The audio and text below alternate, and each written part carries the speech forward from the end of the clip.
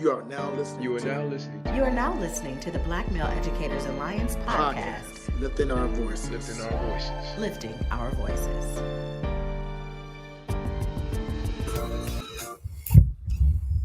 We're back. Welcome back. Lifting our voices, the BMEA podcast. Mike, good to see you. Chris, good to see you. How we doing? Yes, sir. Doing good. How you doing, Jerry? I'm all right. It's October 7th. For some folks, that means it's spooky season.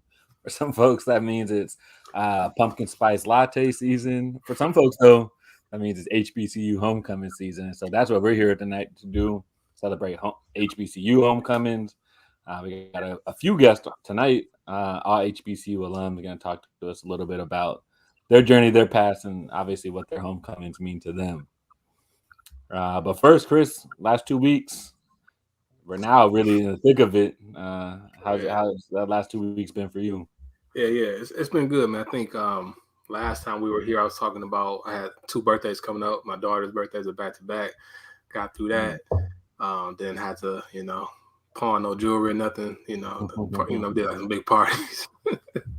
My wife wanted to go all out, man. So that was cool. Had some stuff in the backyard. And like you said, man, just school year picking up. It's getting real all around. So that's good. But besides that, I'm good. I'm looking forward to the weekend. Good. Me too. Yeah. Mike, what's been up? Yeah, man. Well, I'm a summer type of guy. So this October, 2 weeks and all this nighttime. I'm glad you brought the weather up, Mike, because it looks very fall here in Michigan, but it feels very summer. It's very odd. Yeah, man. I'm not a fan, but Me either. We're halfway through. We're getting 2 weeks into October. Getting to know the kids better and better. I do want to shout out a friend of the show, Dr. Erica Robertson, and she came through on her promise. She got us the book. Wow. So I got the copies for you guys. For give a little young lady in your life, for the adventures of little black Detroit girl. So shouts out to her. Yeah. So, and I got my Morehouse on for the. I was about to say, what school did you go to, Mike? Morehouse College, man. Number 1 HBCU in my mind. How much you pay for that sweater? That's like that's sweater real extra, bro. Real extra. Man. No, man. I got it for a photo shoot I did with Mikey. Oh, that's all right. I got you. Yeah. So a little something. Bring it out every now and then. Jerry, what's been going on with you, man? Yeah. Not a whole lot. I think in terms of the school year, people are finally settling in to their roles, and I think people realize like, okay, we're back. Kids, adults, everybody. So it's been okay. The pace has slowed down in terms of just everybody just sort of finding their rhythm, and so it feels good that way. I know we're in Michigan, and I'm not sure if either of you were at the Lions-Ravens game, but there was something that happened at that game that I'm very proud of. What's that? 66 yards. Yeah. I've never seen a kick like that, man. It hit the upright, go up so high and still go in. And what's funny, as soon as I saw it hit the upright and I saw it rotating towards the net, I was like, oh, it's time to go, because I felt awkward. Because we didn't deserve to win that game. And these are, my community is around me. And I didn't want to feel like, I didn't want people to feel like I was running it. It was just time to go, take the win and go home. So that's what I was on that night. But the last 2 weeks have been smooth. BMEA, we had a big weekend last weekend. Mike, you want to talk a little bit about last weekend and everything going on with BMEA? Yeah, so we brought back the annual conference, and it was amazing, man. We had Dr. Chris. Hey, Mike, like you're freezing a little bit, brother. You want to pick it up, Chris? Yeah, I will. I'm gonna go ahead. And then we had our breakout sessions with Ms. Silva Moore, Brandon Lane, and Dr. Treasury Warren. All of them were really dope. It was an overall great experience. We still have the Principal Wellness Fellowship. Oh, wait a minute. I'm sorry about that. Yeah, so we still got the Principal Fellowship going on. And we also have the Early Career Teacher Fellowship. We got our first session last month. So we got one coming up at the end of this month. And we opened up membership to BMEA. So teacher resources, access to, all of our past events, recordings, things like that. So anyone interested in becoming a member, let me know. Go to the website, BMEA of Michigan.org/register. and become a member. Male or female can be a member. Yes, you can be a BMEA member, which is a BME, which is a Black male educator, or you can be an affiliate, which is for everyone. Nice. I wanted to talk a little about the conference, man, because I was behind the scenes, just working with the team on executing from a technology standpoint. But it's always a good feeling. Number one, when you do something virtual and the internet don't go out, or nothing crazy like that. But also just hearing some of the feedback afterwards. Like I got one of the brothers in the principal fellowship. We go to the same church, so he was talking to me about it on Sunday. Then on Monday, I seen some people in different schools talking about it. So it was just good to hear that feedback, that people actually enjoyed themselves, that they feel like they, learned, and it was just a good experience. So that was like that confirmation that it went well. We can feel good about it, but when you hear people talking about it days later, I think that's a good sign. Absolutely. So just like the school year, BMEA is back in full effect. And so now it is time for our question of the day. Mike, you want to introduce this question of the day? Because it's a controversial question. Yeah. I mean, honestly, part of the issue is we're losing recipes as a community. And so I'm looking on social media and I'm seeing a little bit back and forth of who's a bigger artist, Drake or Michael Jackson? Like the Michael Jackson, like King of Pop, Michael Jackson, like Billie Jean, Thriller, Michael Jackson. There were, because so Drake had some sort of record with the streams on Spotify, whatever. And this is no disrespect to him. Obviously, like he's doing his thing as a recording artist. It's a different time. Yeah. But so people were saying who's a bigger artist globally? Michael, at their peak, who was a bigger artist, Michael Jackson or Drake? So I figured we'd ask. We got a mixture of ages here on the show tonight, so we'll see what they say. So I think I'm the elder on the show, and I'm caught in a weird spot where I wasn't really alert enough when Mike was at his peak, and I'm past the point where I would care what Drake is doing at his peak. But my argument would be Mike did everything that Drake is doing without the internet. So that, like, I know we got some other arguments, but that to me is the big no internet push.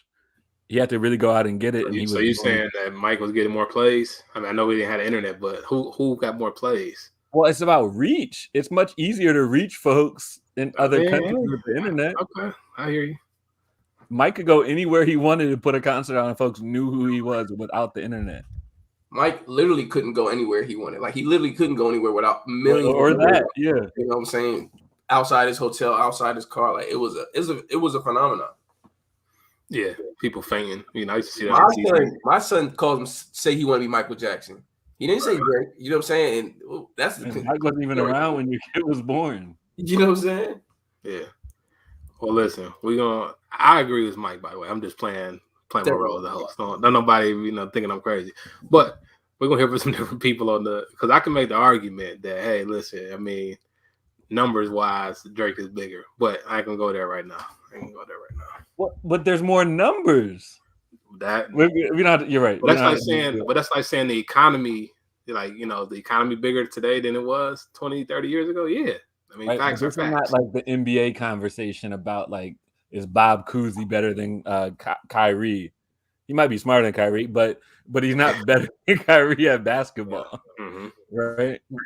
So this is not the question, but would you guys pay a player that can't play at any other? Like, we're not doing it. No, I'm serious because I'm listening to sports radio. I'm like, what are we even talking about here? No. Well, here's the thing. Not. Okay, listen. Let me get my answer. Go ahead. You got to keep Kyrie because, listen, in 6 months they may say you don't need a vaccine to go into these places. Hopefully that happens. So I will keep him for the time being. We're gonna have to renegotiate until that happens. It's a lot of money for somebody who can't play all the time. All right, let's go. Okay, all right. Hot topics. Mike, you want to kick us off? Yeah. So the first hot topic, Chris, you want to talk about the budget cuts, man? So I don't know if you guys saw, there was certain funding that had been set in place for HBCUs, to be coming in the next few years, and it was part of his infrastructure bill. And long story short, Biden cut $30 billion out of the HBCU budget trying to get this bill passed. And a lot of the Black Democrats that represent us are just not having it because that promise was made, and now they're trying to quietly go back on that promise. What do you guys' thoughts on that, man? Like $30 billion. It's a lot of money. And so what are the thoughts? Are you asking us what the thoughts are in terms of, like, is that so crazy because it's 30 billion, or are we shocked and surprised? I think both. I think yeah, so let's put it into context. I think the plan is now we usually get 255 million. So in the article. So like this budget was really going to increase the amount of money that schools were going to get, like per school. And so cutting it back kind of puts us back to square one almost. Yeah, I mean, that's a shame. That's the answer. It's a shame, right? But is it a surprise? I mean, Mike, what do you think? Are you surprised? I think that, in the bigger picture to me, man, I think that we have this conversation every 4 years around like how are Black people going to position themselves politically to get what we need. And in between those 4 years, it's a constant slap in the face about like broken promises. And then the 4 year, and then the election comes back up, and then what? New promises are made. You know what I mean? So it's frustrating for me because it's like, where do we go? You know what I mean? And to me, it makes me almost make you not even want to engage in the political process. And I'm not saying that's what we should be at, but it kind of makes you think it's just words that they use to get a vote. And it's like, well, like what should be the party for us? I don't think there really is one. And I think a lot of people are disappointed now. We just went through 4 years of Trump, and while Biden is not to the same level of on the same level as Trump. Insanity. But I think his presidency has been disappointing, to say the least. And I feel like there's been a lot of things that I heard promised that I'm not seeing come to reality right now. This is just another example, So to Chris's point, it's a lot of money. It's a shame, but I'm not surprised. You want to close us out on that topic, Mike, or are you good? Nah, that's it for me on that topic. So this is going to be a first in the Lifting Our Voices podcast, but we're going to talk about NASCAR for a second. Our second hot topic of the day. As you all can see, Bubba Wallace is the second Black driver to win a NASCAR Cup Series race. And I don't know how much you all follow NASCAR. I follow what they tell me on SportsCenter occasionally. And what I remember is last year, Bubba was in the garage or whatever where you put the cars, and there was a noose hanging at the speedway. Did you all get that story? Yeah. I remember that. That was a short-lived story because apparently the next day NASCAR came out and said it's not normal, but they did their investigation, and I guess whoever made the little pull for the garage just made a noose. Yeah, they just was tying the knot, and it just looked like a noose. Yeah, that's what they said. They said everybody. So let me ask you: this is the question. Do we believe that Bubba Wallace can do for NASCAR, and maybe not to the same level, but what maybe Tiger was doing for golf at the time Tiger was at his peak? What do we think? I don't think so. If that means anything. I think it's a slower push, and I think one of the reasons is like with all these sports that are predominantly white, it's about access and resources and like money. Even with tennis, the Williams sisters kind of, I feel like, opened the door for the Cocos and all those folks. Naomi. And I think he has to do it for a while. He has to be he has to dominate for a while. For people to catch on to it, for people to be attracted to it. Because I know a lot of people who are interested in racing cars. You know what I mean? So but there's no access point to it for a lot of our youngsters. Well, Chris, any last thoughts before we move into the show? I just think like I agree with Mike. It'd be hard. I mean, coming up, I don't think people are just tuning in to NASCAR enough. I mean, I think some cities like Detroit have like the Grand Prix on Belle Isle. I think might bring it downtown. So I think some like things like that may get people of color, Black people more interested, but nah, not like what Tiger did with golf. That ain't happening, bro. No, me either. Yeah, and Tigers thing lasted for a little bit anyway. But yeah, I'm not sure about NASCAR. I think that history is a little too thick. But okay, thank you for engaging in our hot topics tonight. We're ready to jump into our first guest. We want to welcome to the show. And again, this is our homecoming edition. So all of our guests tonight are HBCU alums. And our first guest is DJ Cherif, Hampton University alumnus. Welcome to the show, DJ. Hey, y'all. How you doing? DJ. I'm great. How are y'all? Hey, Mike. Hey, Chris. What's up? Good. So my bad. Well, hold on, Mike. Are you back? She got to tell us who she is. Yes. Let the people know who you are. Who's DJ? DJ graduated from the Hampton University, the greatest HBCU in the world. I'm currently the executive director of academics at University Prep Schools. That is me.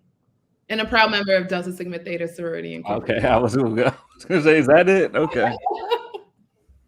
Go ahead, Mike. My bad. No, so I always tell folks one of the biggest reasons I joined HBCU because I was able to go on a college tour and see it for myself. And I went to Hampton, shouts out to Hampton. But I fell in love with Atlanta and the Morehouse AUC campus. But tell us a little bit around the idea of like what got you to choose an HBCU.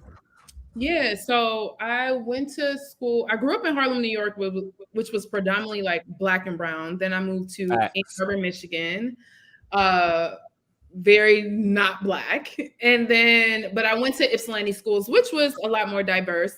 But my principals, superintendents, like people who I really admired and respected, they all went to historical Black colleges and universities. And my mentor went to Hampton. So she kind of like paved that way from like 9th grade all the way up to senior year. Although when I got into Michigan, my parents were like, you're going to Michigan because it's free. And then I got into Spelman and Howard and Hampton. And I went to Hampton and never visited Hampton. I visited all the other schools, but chose Hampton and never stepped foot on Hampton's campus until August for orientation. Greatest decision I've ever made. Okay. So can you tell us, that sounds like a crazy decision, but why did you make it? I'm not saying that because I don't know nothing about any of the schools. I want to take Michigan, but I'm just wondering how you jump from full ride to U of M, visiting some HBCUs, but then going to another one. Yeah, so you didn't visit. All right. So I went to Spelman and I loved it. I loved Spelman. But just the idea of like going to an all female institution just didn't sit well with me. So I was like, nah, that's not my vibe. And then I went to Howard and loved Howard. And then my best friend at the time committed to going to Howard. And then I asked myself, like, this is the time for me to take a risk. And I decided to go to Hampton because the night before I watched A Different World. And I was looking up Hampton and they said that it was like loosely replicated off of Hampton University. And I was like, oh yeah, so that's where I'm gonna go. That's where I'm gonna take my talents. And so I went to Hampton. So was it? Did you feel that energy when you got there? The Different World energy? Yes, it was amazing. It was amazing. That's what's so. up. You got well, I was going to jump into this. Like, did your experience there, like, did you go into education? I know you work in education. Like, so how did that happen? I do work in education. I did not. Hampton kind of was the reason why I went into education. Once I realized I wanted to change my major, and they were trying to get like another $65,000 out of me. I was like, yeah, no. That's Joe Biden's fault. When I saw like I couldn't transfer my degree to get an education degree swiftly, and my parents were like, "Them loans is looking kind of crazy for you." I was like, "All right," so I decided to take an alternative route. But I was a sociology and criminal justice major, and at Hampton we had to intern for a semester, and I interned at the Virginia Department of Juvenile Justice, and so I did a lot of detention visits, school visits, and it was during those school visits that I saw like predominantly African-American males like on the caseload, We would go to schools. They would be there so they wouldn't be incarcerated, but they were like not engaged. They hated school. They did not see Black teachers. And it was at that moment I learned about like the third grade law about building prisons and jails based off their test scores. And I decided that I wanted to go into education, and then I declined my law school seat. And here I am. We have other questions, right? But at some point we're going to ask you about how your parents felt about your decision making. But so we're in Michigan. I mean, there's a couple HBCUs in Ohio, but largely you got to go east and south for the HBCUs. And so, what would you tell a kid in our area if they're thinking about, and their families, like if they're thinking about attending the HBCU? Yeah, I would say that there is nothing like being on a campus full of individuals who look like you, may have different experiences, because Black is monolith, right? Like it's not, right? So it's like they're coming from different regions, they speak different languages, they've had different experiences, but like the aura of like Black excellence and knowing that you are going to leave with the community that's invested in you. Like I don't go anywhere and I can't like lean on a sorority sister or a Hampton alum or even an HBCU alum for that matter. And then also understanding, getting an education where like teachers will like tell you, your professors, individuals who have and hold doctorates that look like you, that understand the trials and tribulations of like getting a quality education and being invested. And when you graduate, looking forward to meeting your parents and being committed to being your mentor, not only while you're at that campus, but until you get or seek whatever it is that you want. There's nothing like that. And I think it's also very life-changing at the same time. And it's affirming, and it affirmed me in my Blackness when I was like, uncomfortable and unsure about myself as a Black woman.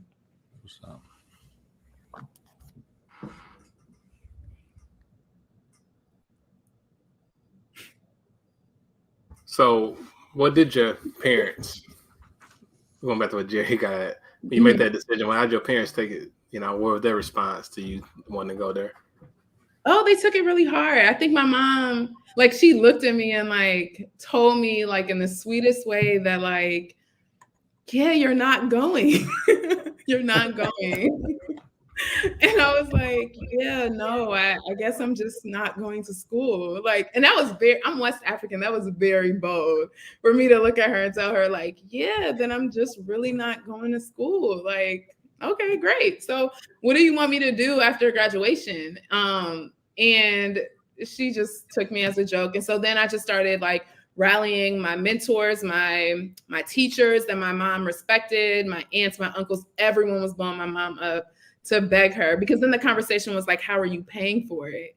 And I was like, I'll take student loans out. She was like, I was like, and I need you to co-sign me, but right. And I have these scholarships, and these scholarships are going to transfer, and I'll commit to getting a certain number of like dollars in order to go. And so I was able to make that happen. And she reps the Hampton Mom shirt all the time. So she loves it. Did she say the real HU? Yes, she says my daughter went to the Hampton University. Okay, just making sure. The real HU, yes. Okay. Let's test out that Hampton education you pay for. Bigger artists during their peak, Drake or Michael Jackson? Michael Jackson. I think like got some reasoning with that, or you just that's it? Not dignified. Yeah. I have a reason. It's Michael Jackson. Fair enough. Thank you. All right. I give you a lot of hard time about going to Hampton, but you're all right with me, DJ. Okay. Thank you for joining the show. Thank you for coming. DJ, if you come back, then you're officially a friend of the show, but we appreciate you stopping by as a guest. But if you come back for a second time, you're a friend. Then that means you'll have to invite me back. Okay. We got you. Yeah. Thanks so much, DJ. No problem, guys. Thanks for coming on, DJ. All right. So our first guest was DJ Hampton. So we got to go to the other side now. Mm-hmm. And for those of you who may not know how real this is, the Hampton-Howard rivalry is a real thing. Real. And so we're going to bring our second guest of the night on. She goes by the name of Chloe Edmonds. and she is a Howard alumnus. As you can see, Chloe, welcome to the show. Yes, thank you for having me. You want to tell everyone a little bit about who you are, what you do? Sure. My name is Chloe Edmonds. I am assistant school director at University Prep Art and Design, where I was a former math educator there. Chris Watson actually was my instructional coach. Shout out to Chris. Yeah, that was my experience, but I am a proud graduate of the real HU, Howard University in Washington, D.C. Hampton is a great place as well. It is not as great, but I did get my grad degree from Hampton, served there, did a little community service there, and was able to get the degree while there. So appreciate Hampton. And just being real, I've always, heard of Howard being the real HU. I ain't gonna lie. Wow, Chris, you're setting yourself up. It is. It's factual, actually. Hampton was Hampton Institute, and then later became Hampton University. But we don't have to get into history lesson. We don't have to do it. But the Institute, we respect that space as well. Wow. Man, we can't even let DJ come back on and debate. We can't, and it's okay because she said her piece, and Hampton. I am a Hampton alum as well. That's where my grad degree is from. So I do have respect for the place, but I could not have gone there undergrad. And we went from Hampton University to the Institute to the place. Yes, I will be careful about my words, but Howard is the real HU, yes. So tell us what made you what went into the decision making around attending HBCU? Okay, my experience in Detroit. Well, Detroit, first of all, is a really segregated space. The Black people go where the Black people go, white people go where they go. You got Mexican town, you got your different places, and so I was used to being around Black people. And I had the opportunity to go to Harvard University for the summer. It was a summer program my junior year. I took some math classes, and I was the only Black person that I saw in my program on the campus. It was really wild. Like, I saw other minorities. Now, you saw some African people. I got close with some Korean people. There were minorities in the space, but there were no Black people that I could connect with, right? So when I left there, I was trying to normalize this feeling, right? Like, okay, that's how college is going to be. College is going to be like, I'm just going to be the one. Until I went on a trip called Escape to the Capstone, which I actually planned this trip when I was a student at Howard, but it is an opportunity for 55 Michigan high school students to go to Howard for an entire week. And I, at that time, I was on track to be the valedictorian at CAS. I was like, I'm going to go to an Ivy League and just do this thing.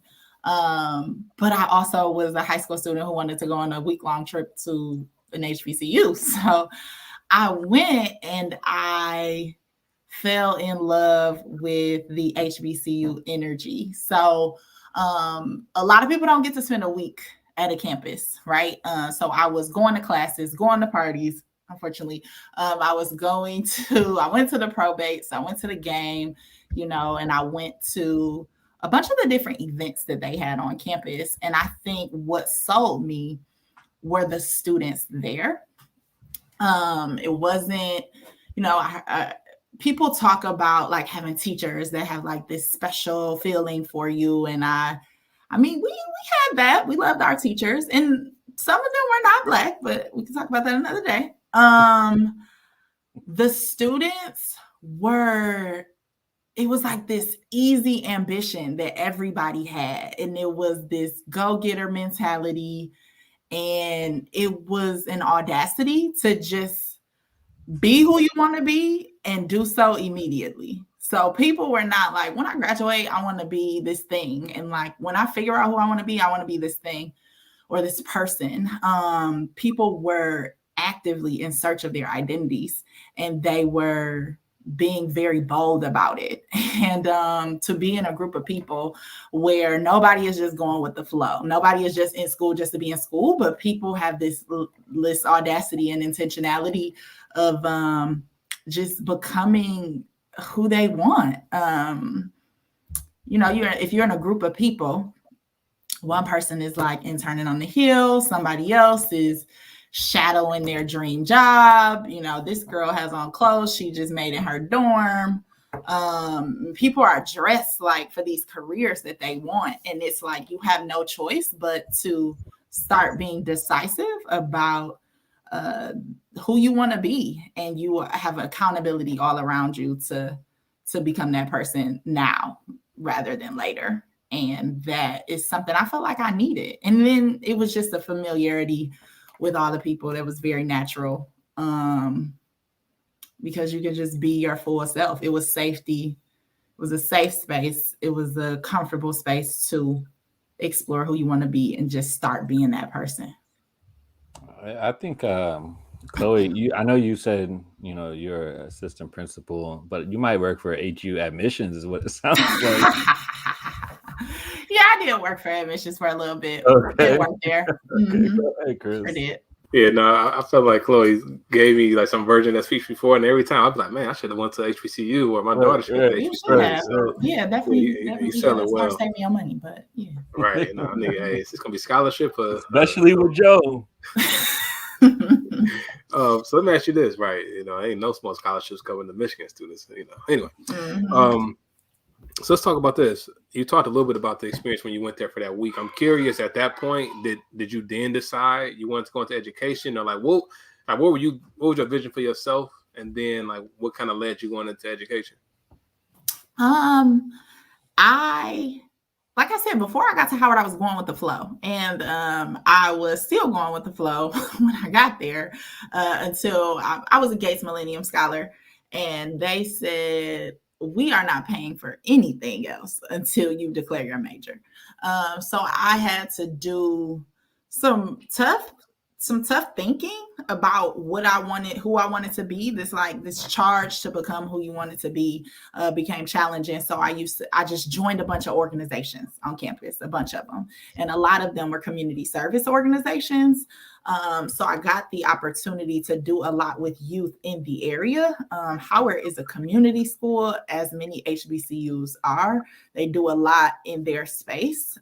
So if there's a recreation center across the street, it is of the Howard, of the Howard community, right? And Howard is right there in the urban setting. U Street, shout out to U Street. Shout out to U Street. Yeah, definitely.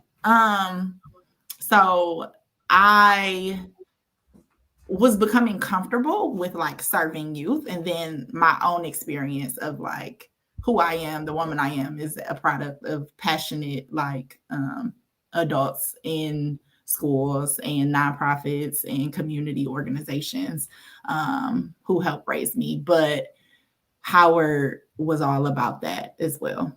So as I was searching for my major, I got a chance to do a lot of service and got connected with youth. Every organization at Howard was required to do community service. So I was on a dance team, we had to do community service. I was in the Michigan Club, we had to do community service. It was like a school-wide commitment to the city. Yeah. So, also, Teach for America needs Black people and is looking for Black people. And we're looking for Black people when they came to Howard University. And I think that's true for a lot of organizations that are looking for diversity.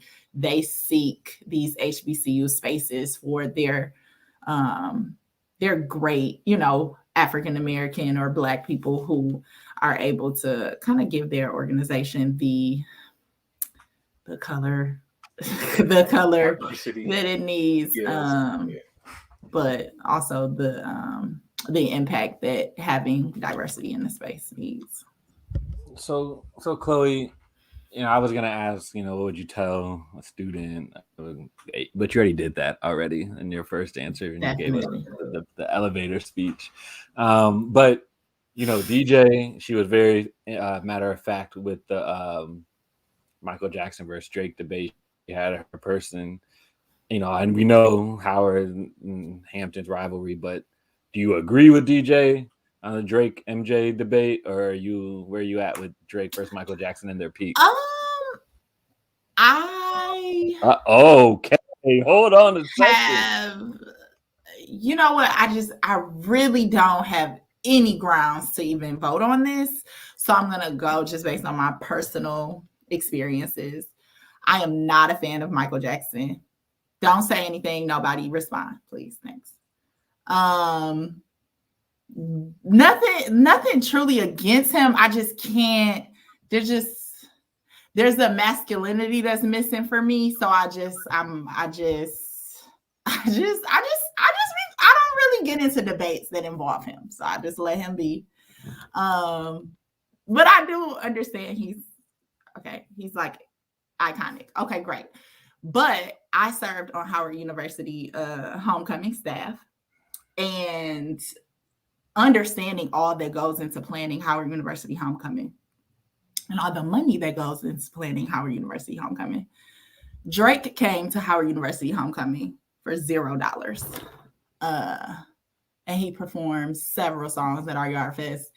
And there were some people who were going to charge like 6 figures just to touch the stage and not even perform. And so because Drake came through, I'm going Drake.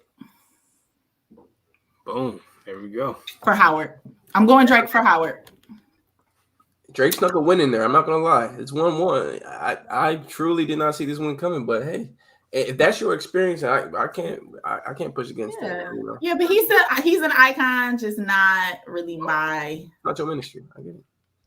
Masculinity. Yeah. Wow. No. Hey, listen, Miss Edmonds, we appreciate you for joining the show. Shout out Howard University. My sister went there too, so it's a little bit of love. It was too close to home for me, so I wasn't going to go. But lovely school, great, does the city well. And thank you for joining us. Yes, thank you for having me. All right, you all have a good one. Thanks, Chloe. We got one more guest, but I feel like Mike, you got to do this introduction. I feel like this is the introduction you got to do. Yeah. So talk about feeling old. When I first came to Detroit, working at a high school, Henry Ford Academy at the time, I teach in 12th grade. And so our next guest is actually one of the 12th graders I taught when I first moved to Detroit. He's a grown man now, as grown as you can be at 20 something, but grown man now. He went to HBCU, North Carolina A&T.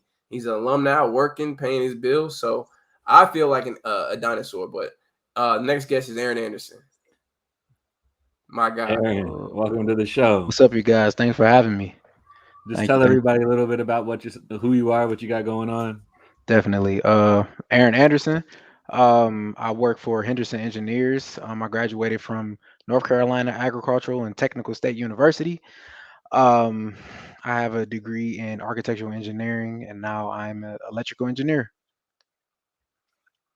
That's what's up, man. I just wanted to say it's just good to see, man. It's good to see students that you worked with directly or indirectly doing their thing and representing.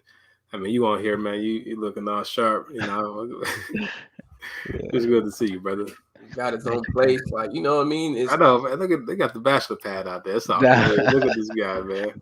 It's not like that, man. So my first question was going to be, what made you choose HBCU? But I know it was me. You know what I mean? And so I thought I gave you the keys to success, but A&T, I have no problem with it, man. It's a great school, man. But no, really, what made you finally decide on an HBCU? Because I know just from teaching, it's hard to get kids to go out of state. It's hard to get kids to pick HBCU. So I was so proud of you taking that leap, man. So what was the kind of like going to the decision making with going to A&T? So definitely, I guess it came from me doing my research, and kind of figuring out what I wanted to do. I was always kind of smart in high school, so I never really knew what lane I wanted to go into, but I know I wanted to challenge myself. So I knew I wanted to do something STEM related, and I've done my research, found North Carolina A&T. And they are the #1 producers of STEM degrees for Black people.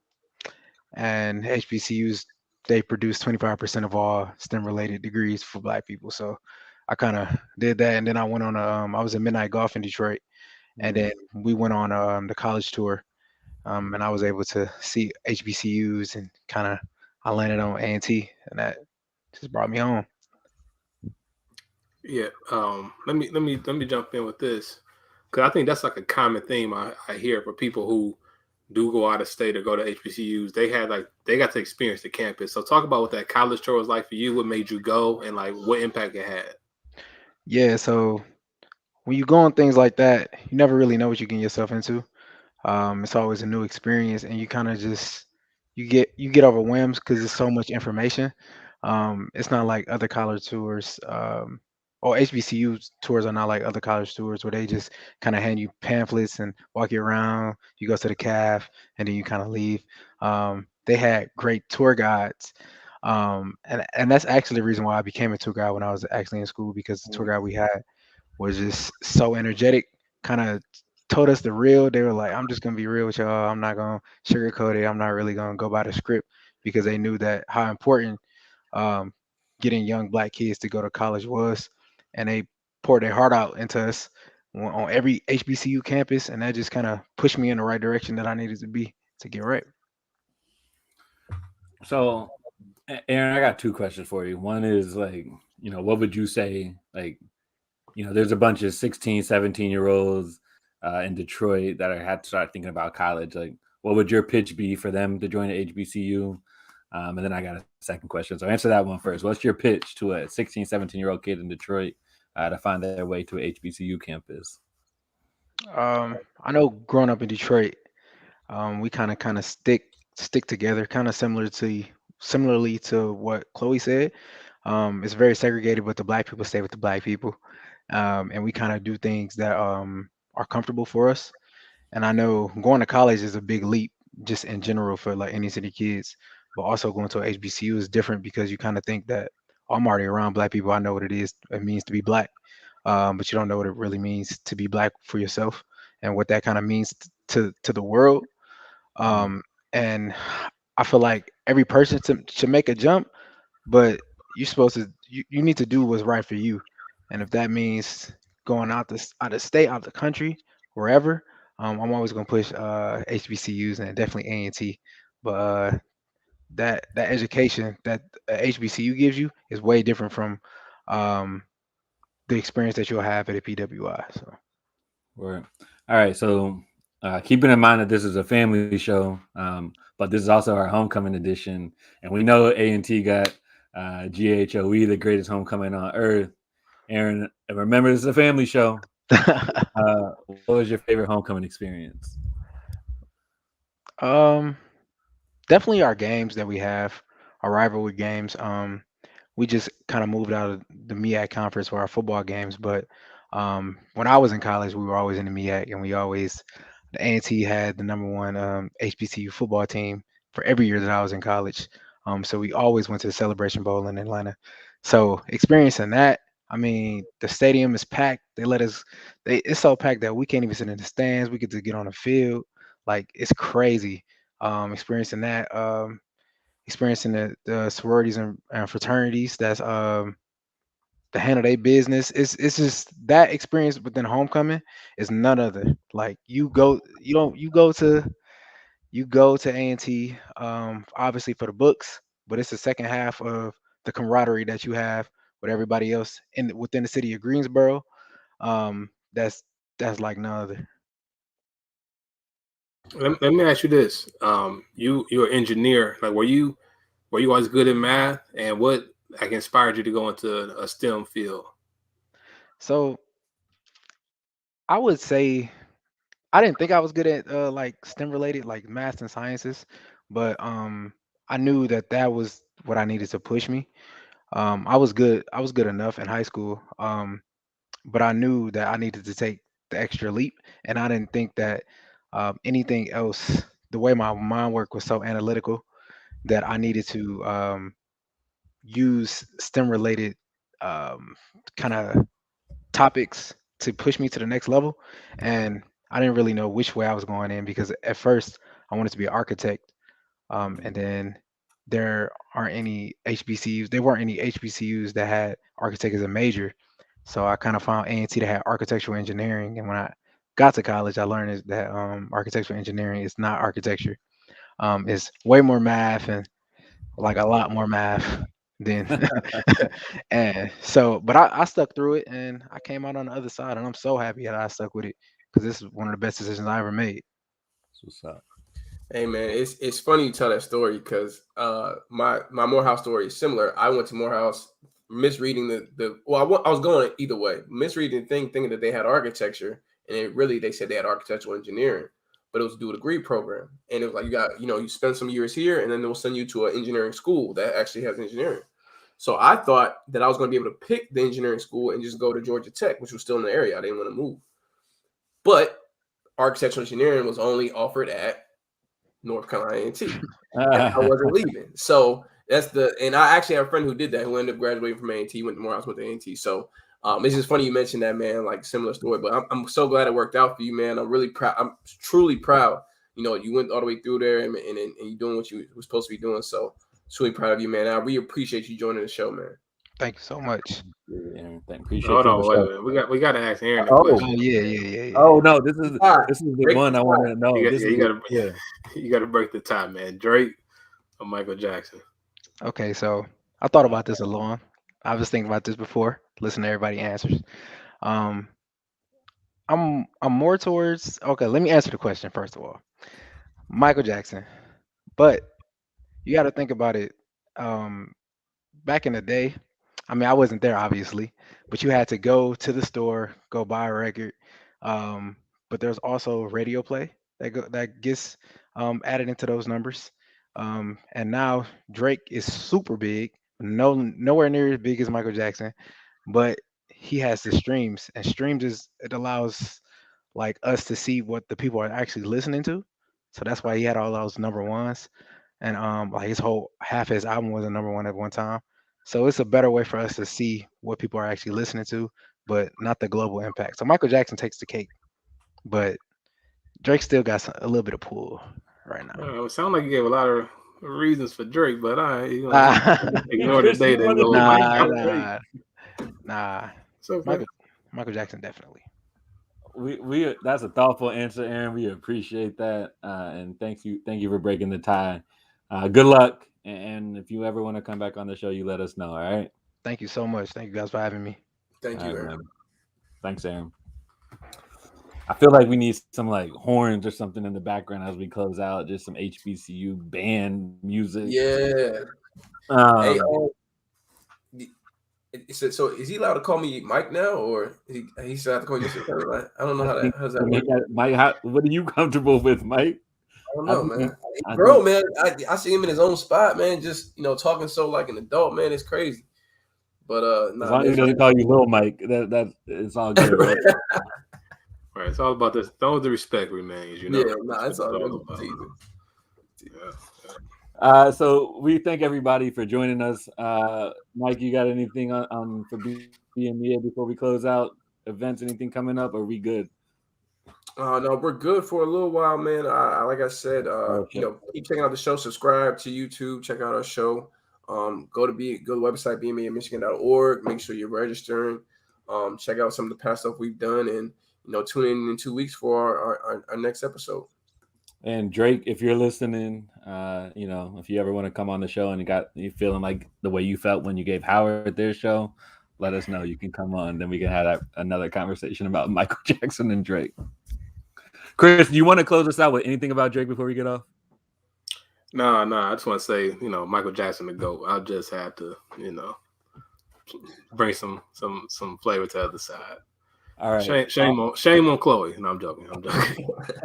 Happy homecoming to all our HBCUs. This is Lifting Our Voices, a BMEA podcast.